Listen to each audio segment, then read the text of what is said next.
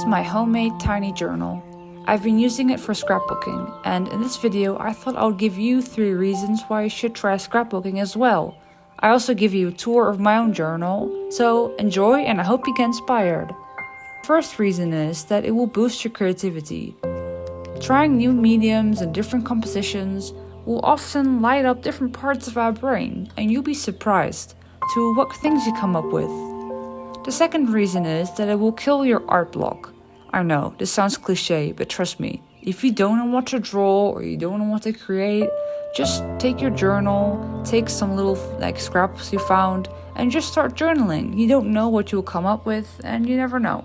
It really helps, trust me. And the third reason is that it will relieve stress. I know, this also sounds cliche, but after a long day of work, or if you're feeling anxious, or you're just not having your day, take your journal, put a tea, maybe light a candle, put some music, and just start journaling. Anyway, I hope you enjoy my journal and that you get inspired somehow. Thank you, and I'll see you in the next video. Bye.